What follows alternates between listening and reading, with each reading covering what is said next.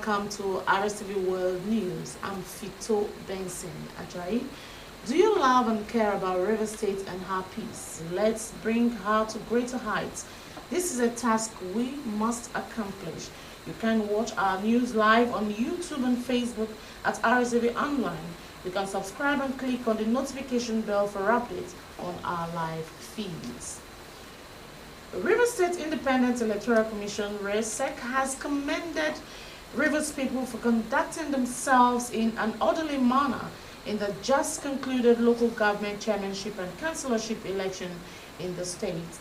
Chairman of the commission, Dr. Michael Ekpayode, made the recommendation while announcing the results of the elections at the RSEC headquarters in Port Harcourt. Melvin Jackson completes the story.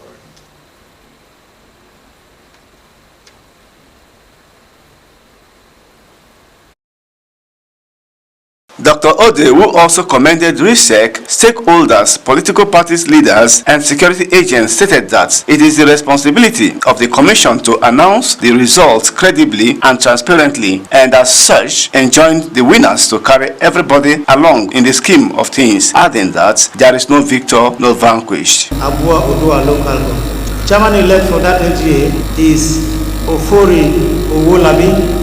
He obtained the following votes: 28,755, 28755. Therefore elected. Apunu Victoria is the vice chairman-elect. Both belong to APC. Ahoda East, chairman-elect for that LGA, Solomon Abuba Kochoma. He obtained 54,509 votes. Lawrence Nduku is the vice chairman-elect for Ahoda East. Both of them are of the APC. Eugene Ekpele Chita, the chairman-elect for Ahoda West. He garnered 84,125 votes.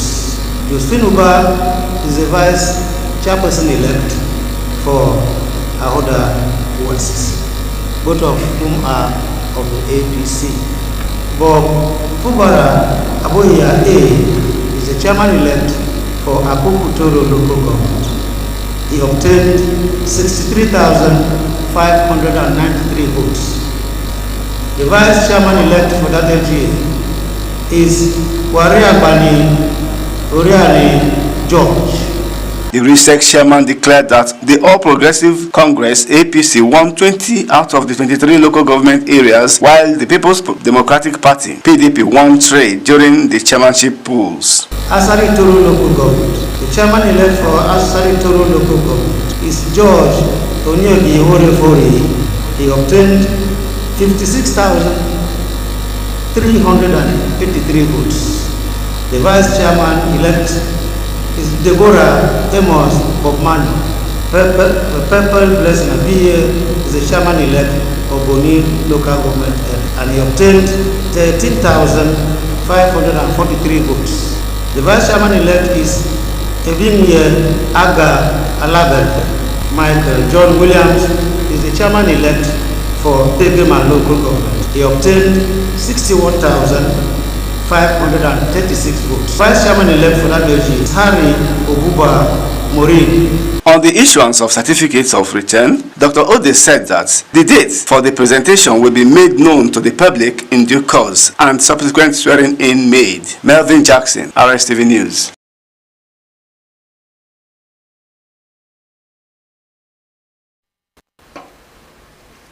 Samson of Nazareth in the scripture neglected his divine gift from God and faced consequences that led him to ridicule and death. In this report, God's panel examines the rise and fall of Samson and lessons to be drawn from his story in contemporary times.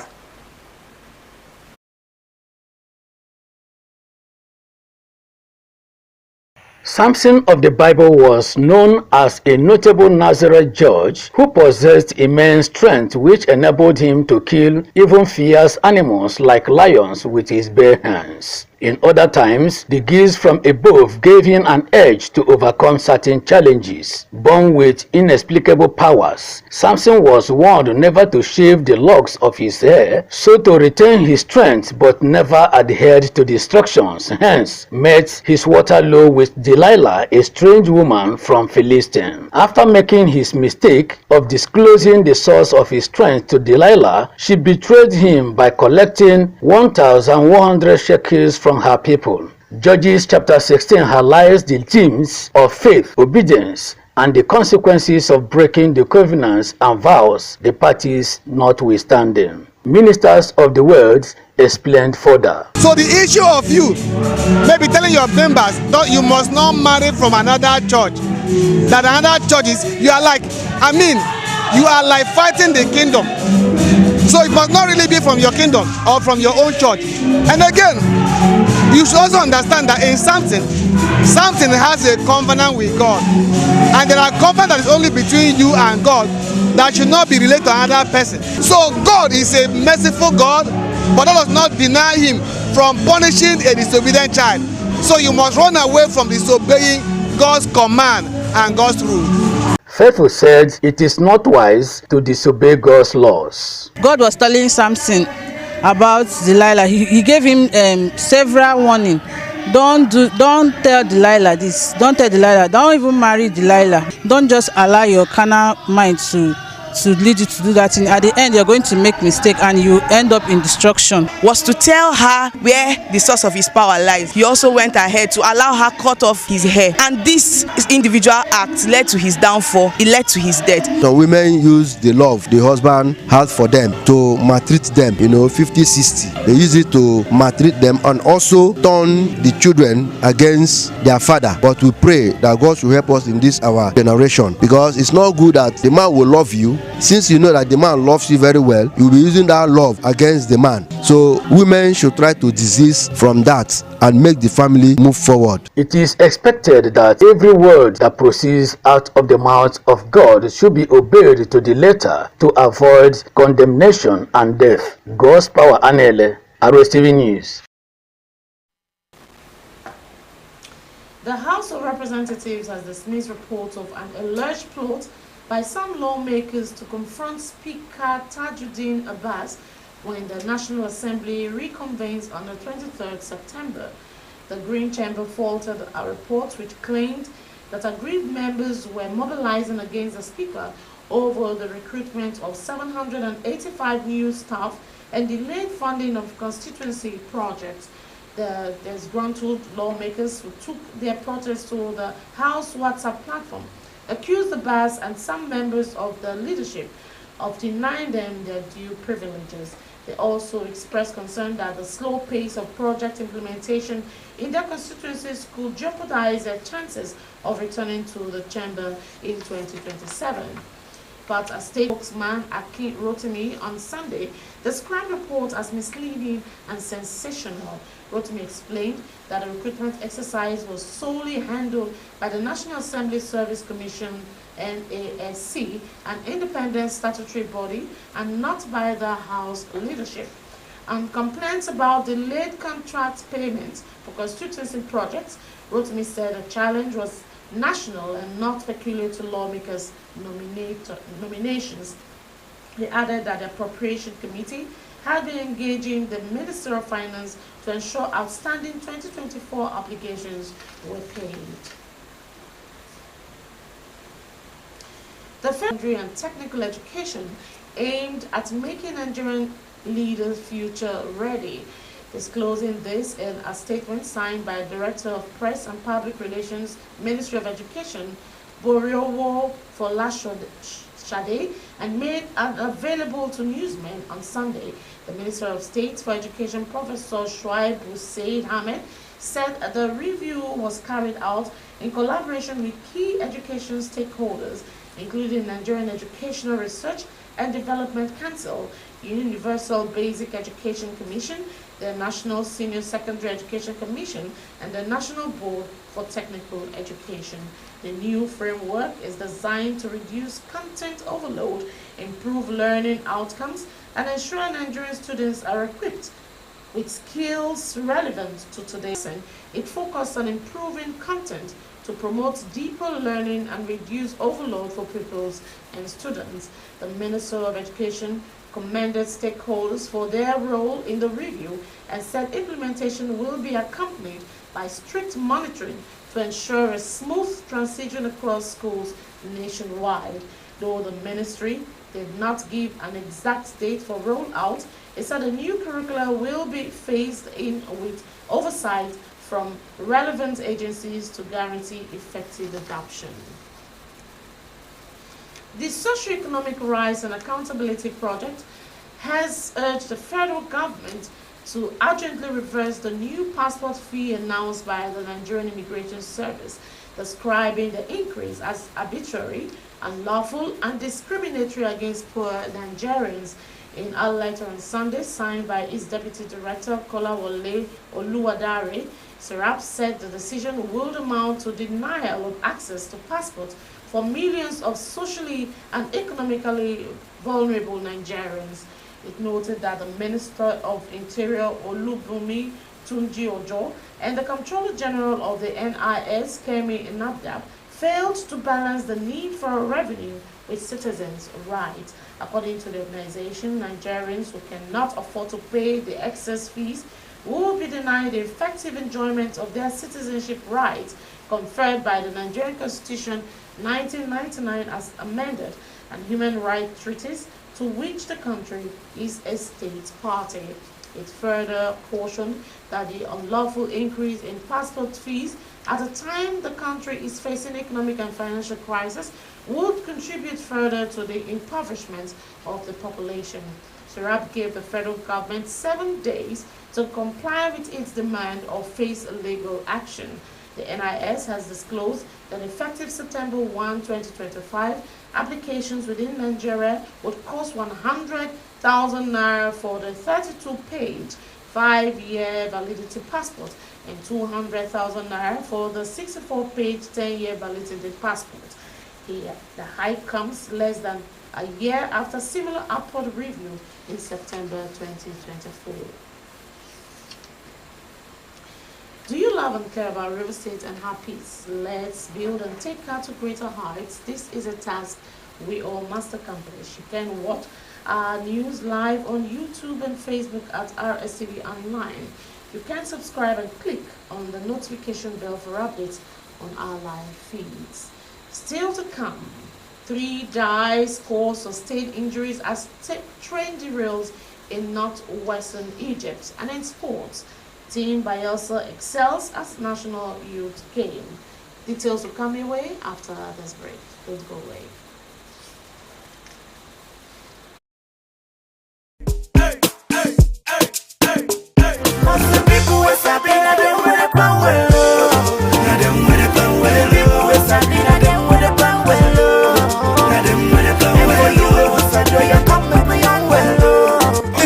Make you sabi, make una plan well.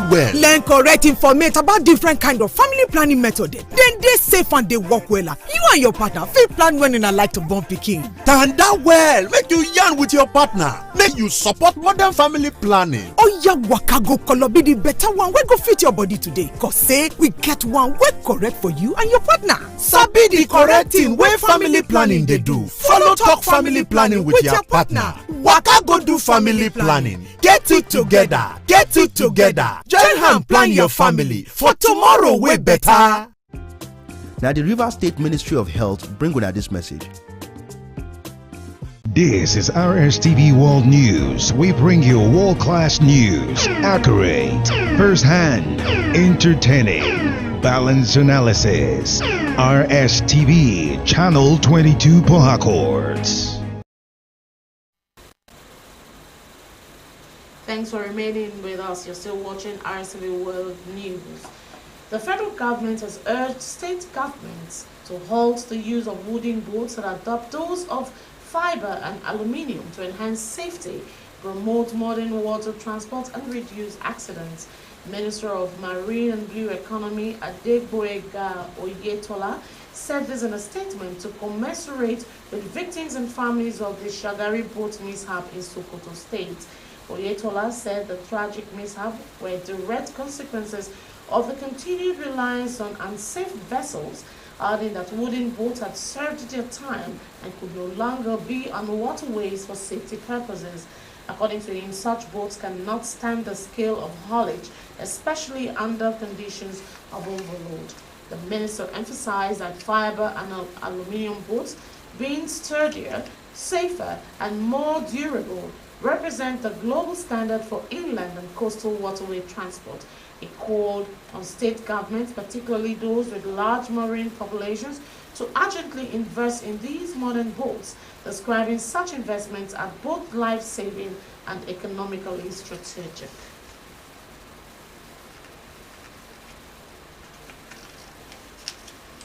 The National Drug Law Enforcement Agency, NDLEA, has intercepted 104,900 tramadol capsules meant for insurgents at the Abuja-Kaduna toll gate in Kaduna State.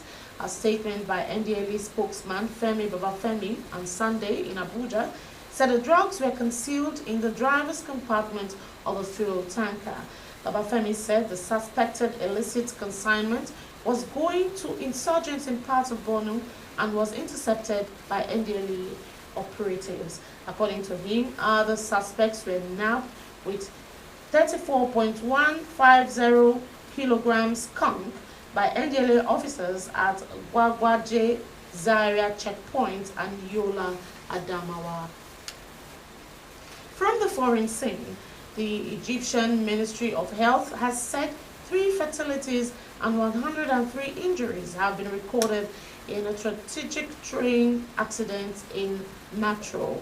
The incident occurred when 7 carriages of train traveling from Massa Metro to Alexandra derailed between Folka and Galal stations due to track subsidence. Rita Ibo tells us more. The derailment happened in a desert area, causing 2 of the carriages to overturn. Hospitals throughout Metro and nearby regions have been placed on high alert, with over 50 ambulances dispatched to assist the injured. By evening, 87 of those hurt had been treated and discharged. The Minister of Transport, Kamel El-Wazi, visited the scene and ordered the formation of a technical committee to investigate the causes of the derailment, emphasizing that anyone found responsible would face immediate dismissal. An emergency unit has been established to oversee the situation and assess the condition of the injured while searches are ongoing to identify any additional victims. This accident comes amid rising concerns about rail safety in Egypt, as 220 rail accidents were reported in 2024, resulting in 57 deaths. An Australian state will ban fish-shaped soy sauce containers as part of a wider ban on single-use plastics. The iconic containers have become a staple in many Asian restaurants and takeaways around the world.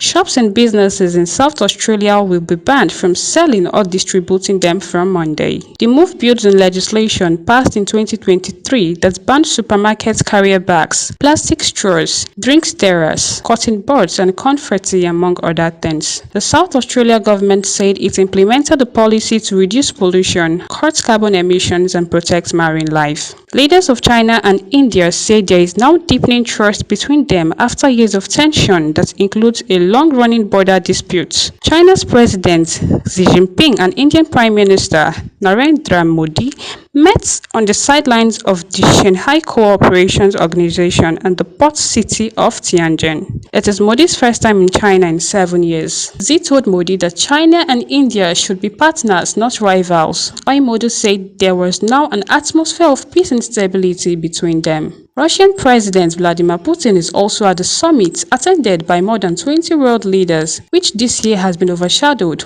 by trade wars with the US. Rita Ibo, Rstv Foreign News.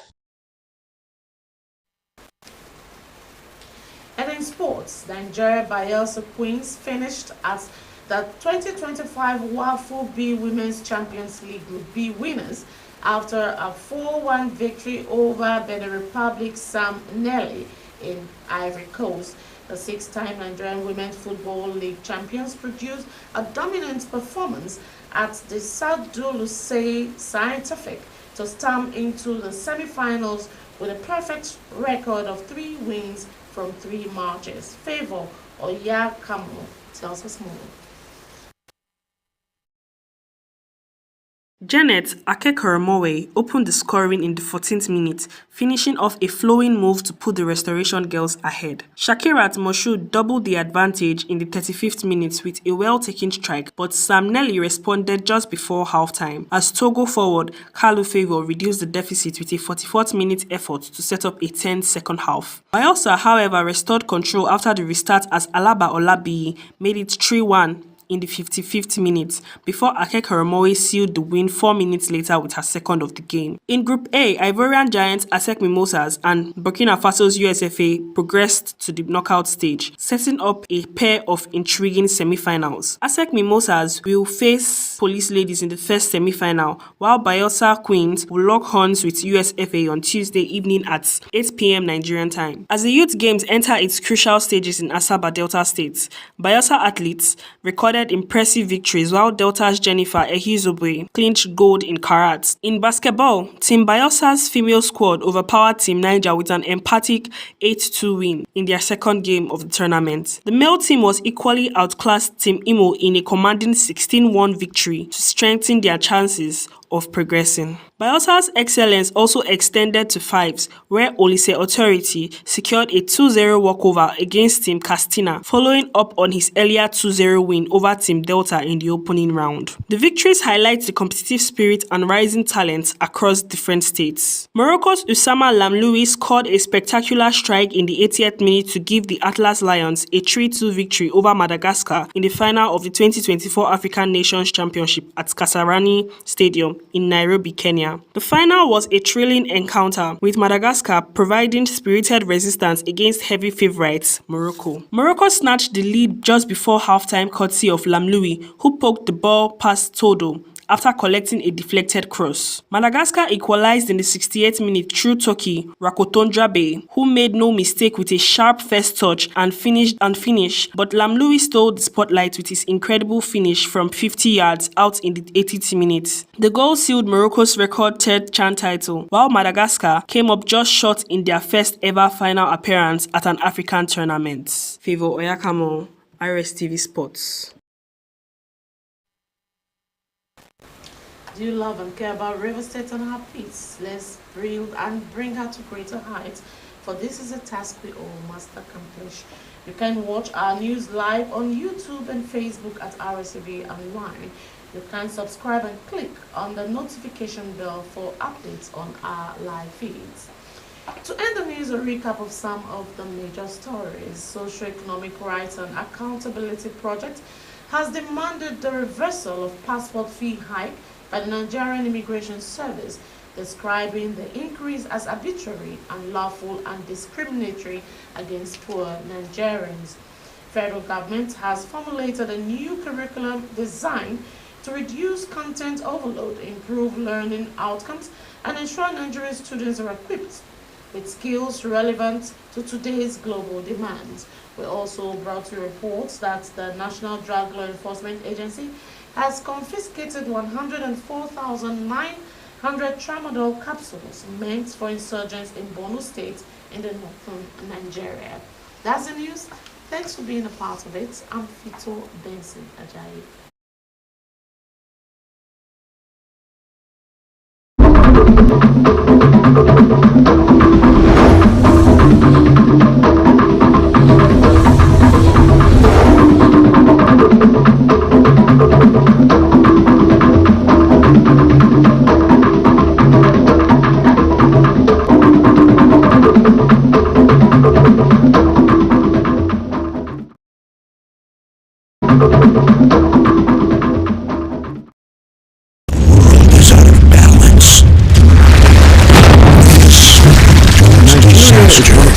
Nations of Africa, oil-rich, teeming with wildlife, and home to diverse peoples and cultures.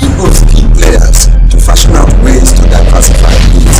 We focus, among others, on education, health, agriculture, politics, environmental issues, and remote development. Rstv, it's a resolution for development.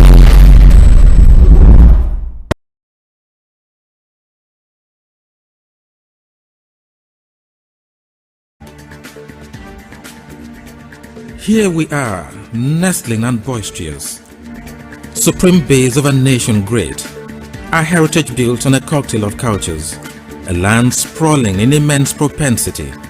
This is who we are, River State, a promise of unending possibilities. The time has come to shift the paradigm